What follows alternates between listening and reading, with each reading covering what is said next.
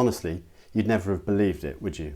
If I'd told you at Christmas time that within a few months something would have happened that was so profound, so far-reaching and so worldwide that it would cause nations and continents to come to a standstill. A third of the world's population in lockdown, schools closed for months, the healthy under strict controls as to when they can leave their homes, and many others, 1.5 million in the UK, isolated and unable to leave their homes for 3 to 4 months. Many jobs stopping functioning, and when we are allowed, we aren't even allowed closer together than 2 meters apart. It would seem unbelievable. It would seem 1,000,000 miles from reality. It would seem like a story from another time. But here we are, and the evidence is clear to see all around us. We've had read to us a little earlier 8 short verses from the end of Mark's account of Jesus' life. They are verses from the very last chapter of Mark's book, chapter 16. So why don't you grab a Bible if you've got one near you, or turn to the verses that are on the handout, and you can follow on what we're thinking about in these verses. As they begin, Jesus is dead and buried. Maundy Thursday, the Last Supper has happened, leading on to Good Friday, when Jesus was condemned to death using the horrific and effective Roman instrument of punishment and torture, crucifixion. The Romans crucified tens to hundreds of thousands of people, possibly even more. It was effective, and they were ruthless, and they were professional at it. And Jesus was just one more victim effectively exterminated from the planet. But if you look, verse 1 to 3 show us that Jesus' followers knew that. They knew it. Verse 1 tells us that they brought spices to anoint the body, important in the heat of the Middle East.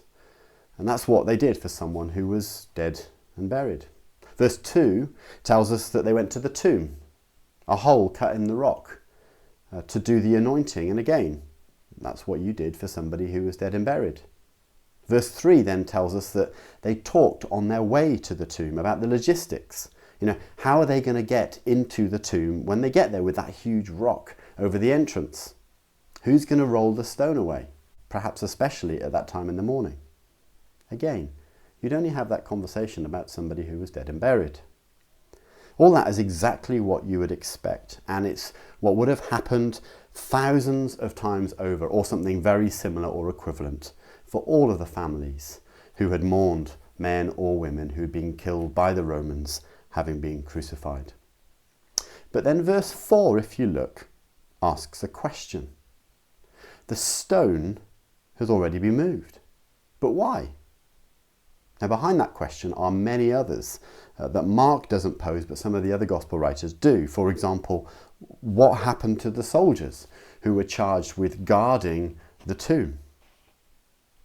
And then verse 5 suddenly leaves us reeling and confused.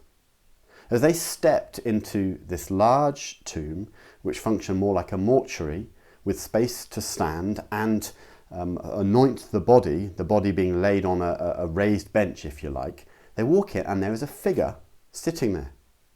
Now they weren't expecting that, but there he was, a young man, dressed oddly. He's not in mourning clothes, not the kind of figure you'd expect to see in a graveyard or even in a garden. He's wearing white robes. Now that must have really stood out to the women in the early morning shadows. But the huge surprise that sent shockwaves through the women and through the rest of history after them was what he said. Just look there with me at what he actually said. "Don't be alarmed," he said. "You're looking for Jesus, the Nazarene, who was crucified. He is risen. He's not here. See the place where they laid him. But go, tell his disciples and Peter, he is going ahead of you into Galilee. There you will see him, just as he told you." Don't be alarmed, he says. Well, why should they be alarmed? What have they got to be alarmed about in the tomb like that? And then he confirms the identity of the body that they're looking for. They are in the right place. This is the right tomb. It's the tomb of Jesus, which was a common name. So the tomb of Jesus the Nazarene, or of Nazareth. Okay, that Jesus, the one who was crucified. Okay, so we are in the right place. It's Jesus the Nazarene who was crucified. Identity confirmed. And then he tells them three things. He is risen. You will see him just as he told you. Firstly, he is risen. He isn't here. He was, you can see where they laid him, but he's risen. Risen from his tomb, risen from death, risen to life again. If he was still dead, he would be here, but he isn't here. Now go and tell this to his disciples and his friends. And Mark records a particular mention, did you notice, of Peter. Peter's probably dictating this account to Mark, who's then writing it down. Peter, only 60 verses earlier in Mark's account, denied even knowing his closest friend Jesus in his hour of most desperate need. But Jesus doesn't hold a grudge. Jesus left a message for him with this young man, specifically to go and meet him in Galilee. Incidentally, the young man was quite probably a messenger for God, an angel. Well, why did he leave them that message? Well, because they will see him. Yes, he is risen, but they will see him. He is going ahead of you into Galilee. There, you will see him. Now, that must have been mind-blowing. Now, these women have seen him crucified by the professionals. They followed his body being removed and placed in the tomb and locked down under armed guard. They've arrived early in the morning in their grief, weighed down with the spices that they are carrying to anoint his body, and they are told, he has risen, you will see him. Now, this is not some imagination running wild and they see Jesus in the corner of the garden. This is not grief uncontrolled. No, this is resurrection. This is resurrection. And they should have known.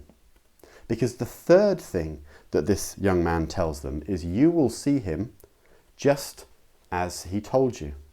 Now, throughout the previous 15 chapters, Jesus has told them two things repeatedly. He's told them what would happen, and he's told them why it would happen. He told them that he was going to die on a cross, and also why he must do it. And this is the great news for the women at the tomb. And it's great news for you and for me today. It's good news when life is peaceful and settled, and it is good news when we are quarantined from a life-threatening virus. In chapter 8, Jesus told them that his followers, that the Son of Man must suffer many things and be rejected by the elders, chief priests, and teachers of the law, and that he must be killed. And after that, after 3 days, to rise again. And then in chapter 10, we're reminded again, we saw a couple of weeks ago, that the Son of Man did not come to be served, but to serve, and to give his life as a ransom for many. Jesus' life was given as a ransom. That's why he had to die. His crucifixion was the payment to free many people. Free them from what? Well, from the consequences of their rebellion. Not rebellion against the Romans, but rebellion against God. That's why he died. And that's why he was raised from the dead. Jesus taking upon himself the punishment that rebellion against God rightly deserves. And that is the good news, because it means the payment, the ransom required to pay for the cancellation of my rebellion and the cancellation of your rebellion and your rejection of God and my rejection of God, all that the Bible calls sin, has been paid by Jesus, cancelled. If only we would allow his death to serve us. If only we'd trust him. And that's why the cross and the resurrection is such good news, because it means death is not the end for those who trust in Jesus. And imagine if I told you that someone had a cure for COVID-19. What would you say? What should they do with it? Imagine if they had genuine, evidence-based medical research to prove it. And then imagine if they never told anyone but kept it to themselves. How awful that would be. How horrendous that would be. How offensive that would be. Now maybe it seems a little crass to you for me to say that and use that as an example at a time like this. Well, above all else, Easter reminds us that what Jesus tells us really is a matter of life and death. In the resurrection, Jesus shows that he has won the cure, and he offers it to all of us free of charge. He offers it to me. He offers it to you. If you are with Jesus, if you rely upon him, and you trust him, and you follow him, you may still go to the grave, but you won't stay there, just like he didn't stay there. Does that seem unbelievable? Does it seem like a million miles from reality? Does it feel like a story from another time? But here we are, and the evidence is lying before us. What are you going to do with the empty tomb of Easter Sunday?